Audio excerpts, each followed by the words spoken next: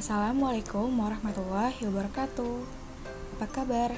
Selamat berjumpa di pertemuan kedua pada mata kuliah menyimak hari ini. Berikut adalah beberapa indikator atau beberapa hal yang akan kita bahas kali ini. Yang pertama, ada hakikat menyimak, kedua, pengertian menyimak, ketiga, tujuan menyimak, keempat, macam-macam menyimak, dan yang terakhir adalah aspek-aspek menyimak. Masuk pada pembahasan yang pertama, yaitu hakikat dan pengertian menyimak. Sebelumnya, apakah kamu tahu apa perbedaan dari mendengar, mendengarkan, dan menyimak?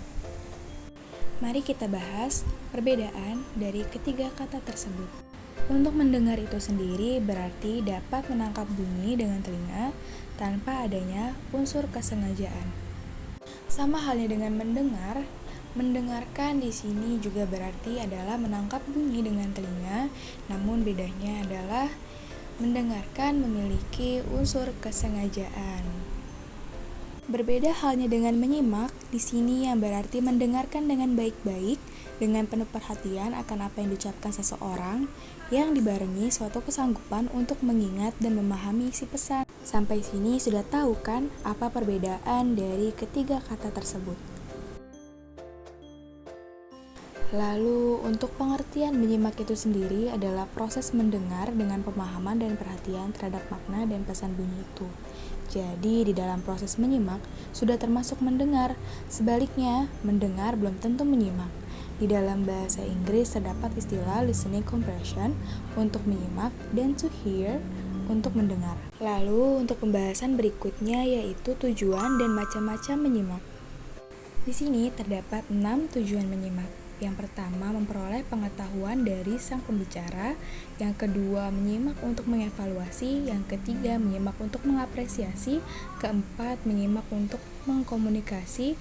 Kelima, menyimak untuk memecahkan masalah. Dan yang terakhir, menyimak untuk meyakinkan.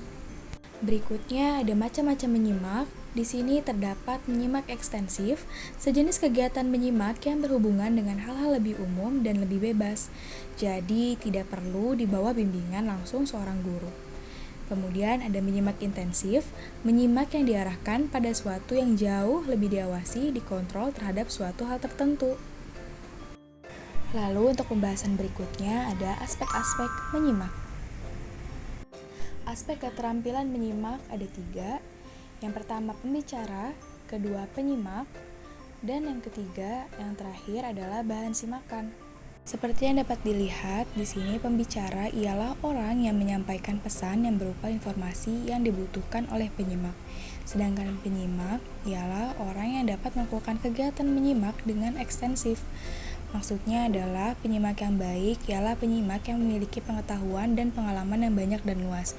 Jika penyimak memiliki dua hal tersebut, maka dapat dipastikan bahwa ia dapat melakukan kegiatan menyimak dengan baik. Dan yang terakhir adalah bahan simakan. Bahan simakan yang dimaksud di sini adalah pesan yang disampaikan pembicara kepada penyimak.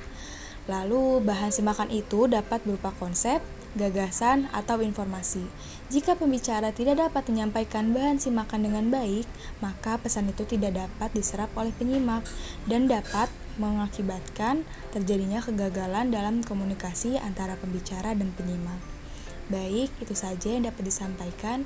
Saya Syifa Isya selaku perwakilan dari kelompok 1 mengucapkan terima kasih sudah bergabung pada pembahasan mata kuliah menyimak hari ini yang disampaikan oleh kelompok kami. Wassalamualaikum warahmatullahi wabarakatuh.